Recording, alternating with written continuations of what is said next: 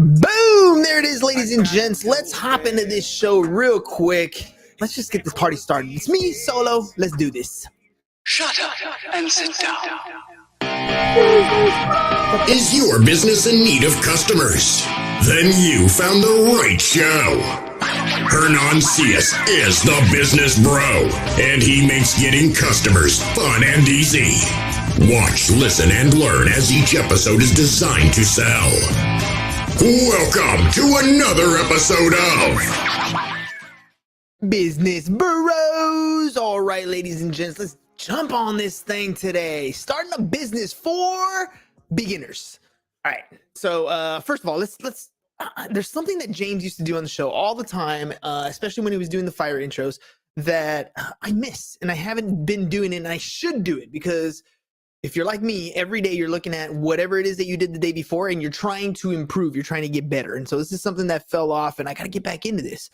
I got to have some sort of call to action for you guys at the very beginning of my show. So welcome to the Business Bros podcast, where we're taking non-content creators and turning you into real content creators, one episode at a time, helping your business grow. So make sure you guys subscribe, follow us at Business Bros Pod on social media, or go to our website, businessbros.biz. If you're an entrepreneur and you need help creating content, we provide you an episode for free where we create 30 minutes of content, and then we can show you how to turn that into 30 days of content. So that's it. I got to get something lined up like that I say at the beginning of every episode, some sort of groove. I got to write out a script or something and then throw it in there. James used to do really good job about that on every single episode as he did fire intros, but I fell off of it somehow. Like it moved over to me, and I'm doing the intros, but I'm forgetting that introduction of our own show. All right, let's jump into this thing. Okay, so starting a business for beginners. A couple things to note on this. My background is I got my degree in accounting. I have a background in taxes. I have a background in real estate and insurance. I've had a number of different businesses, some that did really well and some that didn't do so hot. S Corps, C Corps, we've done it all, LLCs, a little bit of everything. And to top that, the cherry on the cake for that one is I've interviewed over 700 different entrepreneurs, and we've talked about their business and their business experience. So today's episode, Start a Business for Beginners from Scratch, it's coming from that aspect. What have I learned from 20 years of being in business, as well as 700 plus entrepreneurs that have been on the show? So this is if you're the type of person who wants to start a little side hustle, who wants to maybe start finding a way to break away from your 9-to-5, you got to add a little bit of extra side income, because let's face it, inflation's hot. It just keeps going up. Maybe you're trying to buy a house. Maybe you're trying to take your kids on vacation. Maybe you're trying to get yourself out of debt. Whatever the reason is, there is something that is fueling you. There's something inside you that realizes that where you are today is not where you want to be tomorrow. Right? You have control over that today. You have control over making a change in your life if it's the change that you really want to make. Now, I want to make sure I premise this with as much caution as I possibly can. I wouldn't wish building a business on anyone. It is not easy. It sounds cool to leave your 9-to-5 and start your own thing, but it's not easy. It's going to take work. So if this side hustle thing that you want to do, if you're, and thinking about doing business, you're a beginner and you're like, you know what, I'm gonna start my business. I'm gonna do everything so that I can work from home or whatever it is. And you have this mentality of trying to start a business to make things super easy. It's not gonna be that way at first. Unless you're loaded with cash and you're doing an investment. Building a business is a little bit different. If you're a beginner and you're bootstrapping this thing, I want to make sure you understand this is not an easy process. You're bootstrapping, right? You're starting from the very beginning, and chances are, if you are a beginner, you don't really know what you're doing. You have a skill set, right? You've learned a particular skill, and you want to take that skill and turn it into some money. So we're going to talk about that here today, how to build a business. But just so you know, it is not going to be easy. Now, 10 steps that I'm going to do, right? 10 steps that I'm going to talk about. I got my notes right here, ready to rock and roll. So let's do this. The very first one, after talking to 700 different entrepreneurs who've been on the show, most people when they start a business, they start off with a product or service, right? Because I know you're a beginner, you're thinking, oh, I'm really good at fill in the blank, whatever that is for you. I'm really good at this. I'm going to start a business around this. And although that may be a good starting point, what I've learned from being in business myself, as well as learned from different entrepreneurs, is the number one thing you need to do is do a little bit of market research. In other words, you got to find out if what you're thinking about offering is even something that the market wants. Because at the end of the day, you're only in business if you make sales. If you do not make sales, that's a hobby, bro. That is not a business. So number one is going to be that market research. What are you going to do for market research? And here's a mindset shift that you need to change if you're a beginner entrepreneur.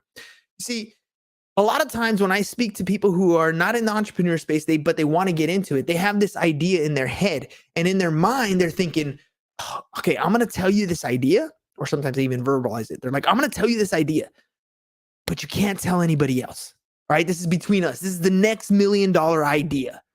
And I already know, starting off with that mindset right off the bat, they're going to have a hard time succeeding. Because in their mind, it's telling them this is a great product. Everybody's going to want it. But everyone believes that about their product or service before they go to market. And the truth of the matter is, it doesn't matter how cool you think your product or service is or how good you think your product or service is. The market needs to determine that. So shift your mindset. It's not about the secret. Believe me, you can give everybody 100% of how to do something, step by step on what to do to be successful, to literally copy your pattern of success. And 98% of the population, 99% of the population won't do it. So market research is number one. You need to ask people about your product or service. Okay, so who is your ideal customer? Let's figure out who that person is going to be. And then you go out and you need to ask those people about your product or service. Hey, I'm thinking about starting this. It'll have this and this and this. What do you think? And what's going to happen is you're going to get feedback. You're going to get feedback from people who are interested. They're either going to say, nah, it's not going to work. Or they're going to say, that's cool, but I would do X, Y, Z. Oh, that's cool, but I really think I need this. That feedback that you're getting, that is your market research. Don't take it as a negative criticism of what you're doing. Take it as information that could improve what it is that you're going to offer. There's a book by Alex Hormozi. It's called $100 Million Offer. And I've been rereading this book over and over and over again. And the premise behind this book is simple. How to create an offer so good that people would feel stupid saying no. And part of that process is this market research, is asking your ideal client, finding out what their problems are. If this product or service that you're coming up with, is it something that they may be interested in? Now, remember, this is the beginning. This is step one. You don't actually have this product or service yet, but you're getting this feedback that you need so that when you do bring your product to market, the idea is simple. Right now, you're asking people, hey, what do you think of my product or service? And they're going to tell you feedback. But when you get your product to the point where you're saying, hey, this is what I offer, and they're like, ooh, I need that. At that point, that's when you have a viable product or service because you fine-tuned it, right? At the beginning, the first time you ask, hey, I'm trying to do this, and they give you feedback, your product is not so good, or service is not so good that they feel dumb saying no. They're actually telling you no, and they're telling you the reasons why it's a no. And if you skip this step number one, your market research, if you skip this step, you're going to go into number two, which is decide on your product or service to make a sale, right? You're going to decide on number two, but you're going to do that first. So you're going to spend all kinds of time developing a product, developing your service, your pricing, your process, your upsells, your downsells. You're going to spend all this time creating this thing on a product or service. But because you skip step number one, the market research part, you might spend all that time developing a very kick-ass product or service that nobody likes, that nobody is going to say yes to. And that is one of the most frustrating things that a beginning entrepreneur can have, because they spent a lot of time developing that product or service. There's a lot of pride, time, blood, sweat, tears in creating your product or service. But if you didn't do step number one, if you didn't do that market research, then you created something that's super cool, but it's super cool for you. This is where we get the hobbies, right? So number 2 is going to be to decide on a product or service. And that's part of what you're doing in step number 1. You're doing your market research. You're deciding on this product or service. You're fine tuning it. You're adjusting it. You're seeing what the market is liking. And then in step 2, once you decide on a product or service, your goal is to make a sale. Okay. At least one. Now here's the process. You're doing your market research. Your ideal customers are telling you what you want. You finally decide, okay, this is what I'm going to put together. You say yes, you collect revenue, and now it's time for number 3, which is to fulfill the order. Right? This is where you actually do the work. And a lot of solopreneurs, a lot of you guys who are in the beginning stages of the business, this is where you're going to excel. When you fulfill the order, this is where your skill set begins to shine. This is where you do a great job for the customer, your craftsmanship, your artwork, your product, whatever it is. This is where you get to kick some ass, right? This is you being awesome. But here's the trap, especially for the solopreneurs.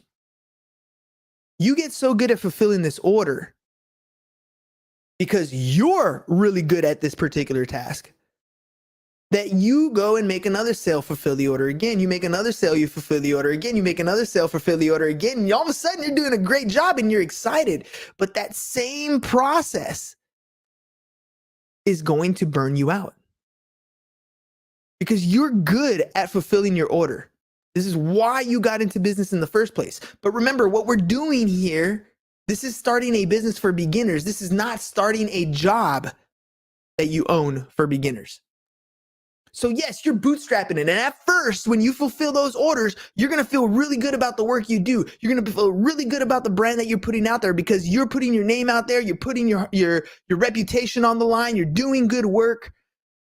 But what I want you to do is take a step back. And this is going to be step number 4. So you're fulfilling some orders. I need you to review the process. Now, successful businesses are successful not because they're able to do the work. It's because they're able to do this next part, this part number 4, which is to review the process. They step back and say, okay, what was that process like from beginning? What was the sales conversation like? We talked about doing the market research, doing a little homework there, figuring that out. Cool. When I took payment, what was that process like? Did you send them to a landing page? Was it by phone? Did you have them, or is it in person where they actually process a credit card terminal? What did the fulfillment look like? Did they get an email saying what to expect? Did they have to write a proposal? Did we have to fill out an estimate? Is there a purchase order? Do you have to order parts? Like this entire process to you as the technician, as the person doing the work, it's second nature. You're not even thinking about it because you've been doing this for a long time. You just know what the next step is. But in order to build a business, you need to take a step back and you start to review this process and you lay it down on paper, or maybe you do a screen share recording, right? Where you're literally showing people what you're doing. You're recording this process. Because once you review the process, once you have the system laid out, now it's time to go into step 5, which is make improvements. You see, every step in a business can be improved. If it can be measured, it can be improved. And the improvement process, this is where your business is going to save you time and money, right? Systems is an acronym for save yourself time, energy, and money, right? I think I did that right. I don't know. Sometimes I mess up with my acronyms. But anyways, so now you know your process. You have it laid out. Now it's time to look at each individual process and say, how can I improve this? Right, let's talk about taking payments. Was it a good idea to take the payment over the phone? Could it have been easier to send an invoice via text or via a landing page? What is my process like and how can I make improvements? How can I make it easier for the customer to do business with me? You're going to make improvements. And every time you fulfill an order, this is step number 6, you're going to repeat the process. You're going to look at the process that you have, review it. You're going to look for improvements. You're going to implement. Then you're going to review the process again. You're going to look at the process that just happened. You're going to look at the improvements. Were the improvements that you made beneficial? Did they take more time? Did they help the customer achieve the goal that they wanted to achieve? This work that you're doing right here in the review the process, make improvements, repeat the process, review the process, make improvements, repeat it one more time. You're doing this in order to develop what the next step is, step number 7, which is to create a system to remove yourself from the process. Because remember, think back to why you got into this business in the first place. The very first thing we talked about, you were trying to get out of debt, trying to have extra money to go on vacation. Maybe you wanted to buy a house. Maybe you wanted to quit your 9-to-5. You see, all these whys are going to help push you through some of these tough times, because the hardest part of business is thinking about your business. It's thinking about it as a business owner, not as a technician. Most entrepreneurs burn out because they spend all their time as a technician, and they're really good at the work that they're doing, but they haven't stepped back to see the entire process. They haven't analyzed and improved the process. And so because they have no improvements, because they don't know what the process is like, they can't step back to create systems for each of those. So now, what if you create an intake system? I'll give you an example. When you walk into a McDonald's, what's the intake process? There's 2 now. One, you can walk up to the counter. Actually, there's 3 now. One, you can walk, I'll even go 4. But anyways, okay, so you can walk up to the counter, place your order with, the teenager pushing the buttons right behind there. That's a system that's put in place to remove the owner from actually taking the order, right? Removed from a process, there's somebody else who can take your place. Now, that person might be costing too much. That's what happened in the last few years. A teenage employee costs too much to be paid $15 an hour, or whatever it is in California, to run that McDonald's. So they're replacing it with another pair of systems, an app and a kiosk. Has that made it easier for the customer to come in and place an order? Yes, it has. Now you can order on the app, just go in and pick it up. You can walk in, don't have to talk to anybody, go to the kiosk and pay. All these systems are being thought of as a process. They're stepping back and they're thinking, how can I improve my process? Are you doing that with your business? You have to. Because the idea is not to get yourself to work in here forever. The idea is to look at your process, create a system, and then replace yourself, which is step 8. Now, you're not going to replace yourself 100% right away, but you're going to replace some of those things in your process that you're not good at.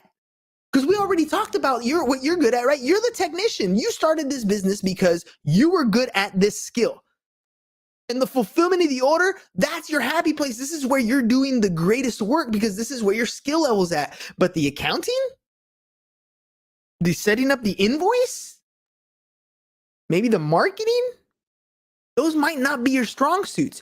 But because you've taken this process, you've taken a step back, you know where those things are in your sales cycle. You know what your customer is going to experience at each facet of this of their sales cycle. Now you can step back and replace yourself with someone who is really skilled at bookkeeping, or someone who is really skilled at marketing, or someone who is really skilled at front-end sales, or someone who's really skilled at whatever it is that you don't want to do in your business. And that frees up more time for you to do what you need to do. For you to go out and make more sales, for you to go out and fulfill more jobs. You start to replace yourself. And then we got number 9. And to me, this is probably the most difficult part of building a business, because this is where my weakness is. Managing and leading people. You see, you've done your market research, which means you've created an offer or a product or service that people are saying yes to. You did your homework ahead of time.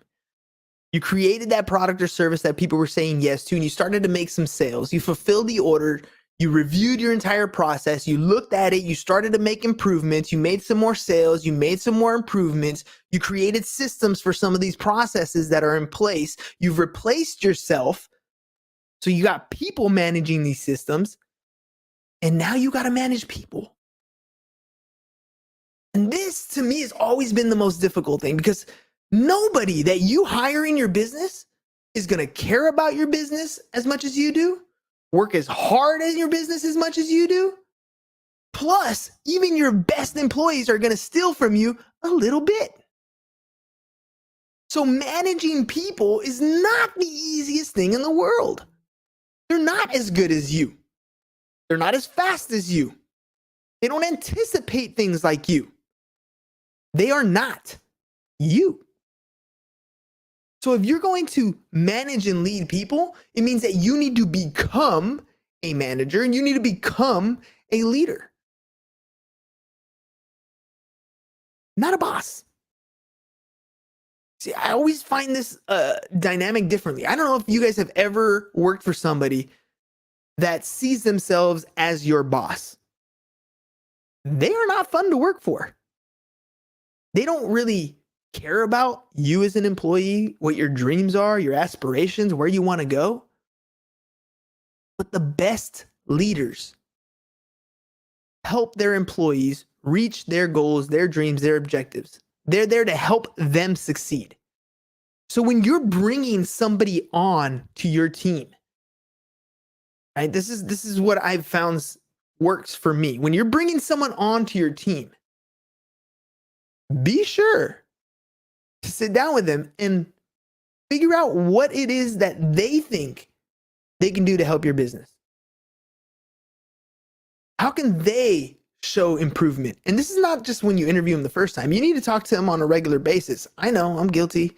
I don't do that as often as I should, but you need to talk to them on a regular basis because you need to know what's going on, A, in your business, and B, since they're the ones managing the systems that you created on a regular basis, they're the ones doing the fulfillment now, or they're the ones doing the sales, or they're the ones doing the marketing. They're going to experience problems, hiccups, things that you didn't see because you're not running that business or that section of your business as often. And you need to ask them what you can do to help them improve. Give them the ability, the creativity, the flexibility to make changes in your business the best way they see fit. Now you can set parameters around that, right? Like, you can go from this point to this point. Anything in here, you can use your creative space, right? Use budgeting, for example. Look, we need to get, 10 people in this training for Tuesday. You have $1,000 to do it. You have whatever it is. These are your criteria. Have at it. You as a leader, you as a manager, you're there to give your people the tools they need to be successful. But it comes with a mindset shift. Because again, you're providing them the tools. You're not doing it for them. You're giving them the resources. You are not doing it for them. They will do it and in their time. You are not going to do it because you can do it faster. And this to me is where the hiccups come about. This to me is where I struggle as a leader, as a manager. Because there's a lot of things that I can do a lot faster than people I bring on. There are things that I can do better than the people I bring on. But it's not about me. As a leader and a manager, it's about providing them with the tools, providing them with the confidence, providing them with the resources.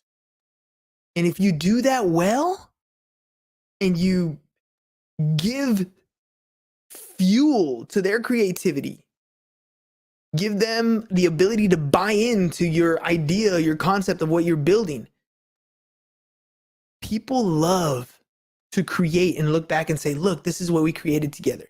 They don't need to own a piece of your company for them to have that feeling of, look what we created. And if you give your people that ability to do that, they're going to work for you even harder because they want to see that dream achieved too. It's not always about incentivizing with money. Money's great. Make sure you pay people, especially good people, good money. You want to keep good people. But oftentimes it's the work. When you're showing up every day and you are told and drilled and ridiculed for your work, you're not going to want to show up. But if you show up to work every day and people are encouraging you, helping you, you're working towards something together, people love to show up for that all the time. All right, so number 9, that's manage and lead people. And then that leads me to number 10. And this is where businesses thrive or die. You need to go out and make more sales. You are the business owner. Unless you set up a sales process and you have a sales team generating that revenue for you, at the beginning as a bootstrapper, you are the rainmaker. You're either going to make sales and provide your business with the revenue and the capital that it needs to put these systems in place, to put people in, to invest in people so that those processes can go forward, to invest in buildings or equipment or whatever you need. All that stems from your ability to make sales, from your ability to have a conversation with a potential client and ask for the business. Number 10, make more sales. If you're thinking about getting in business and the thought of being a salesman just drives you at the wall, you don't want to do that, pick something else, because business is not for you. You have to be a salesman. You have to be a marketer if you are going to bootstrap your business and you're going to bootstrap it successfully. The way businesses scale is by selling, not order taking. There's a difference. You see, when you get a referral, when your aunt or your uncle or your best friend does business with you because, you know, they're close to you, that is not a sale. That is a taking. You're taking their order. They were going to do business with you anyways because they're your friend.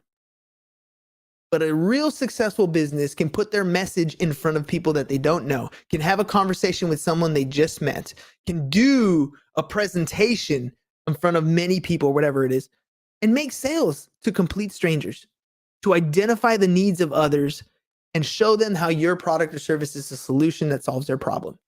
If you are not down to be a salesperson, business ain't for you. So 10 steps. Number 1, market research. Number 2, decide on a product or service and go out and make that sale. Number 3, fulfill the order. Number 4, repeat the process. Do it again. Number 5, make improvements. Review the process. Then make improvements. Then repeat until your improvements have developed. Number 7, which is systems in place. Take those systems and replace yourself. That's number 8. Replace yourself with those systems. And then manage and lead people. That's number 9. Number 10 is make more sales. That's, in a nutshell, how you can start a business. And like I said at the beginning, this is not easy. Simple. It's laid out 10 steps. And you pretty much works for any business out there. Any idea that you have. But it's not easy. It's going to take work. How much work? Depends on how fast you want to go. One of my favorite audios that I listen to in the morning when I run, one of them is Arnold Schwarzenegger having a speech, and he's talking about how you have 24 hours in a day. Right? 6 of them are used for sleeping. And I know you're thinking, I sleep 8 hours. Well, like Arnold says, sleep a little faster. So you sleep 6 hours, that leaves you 18 hours. You got a 9-to-5 job. Maybe you travel up and back. Maybe that's another 10 hours drive time and work. So you got 6 hours in your day. You got those 6 hours left over. Maybe you eat, spend some time with family, do what you need to do. You literally can have a good 2 to 3 to 4 hours a day that you can invest into yourself, into your business, into your products or services, into you,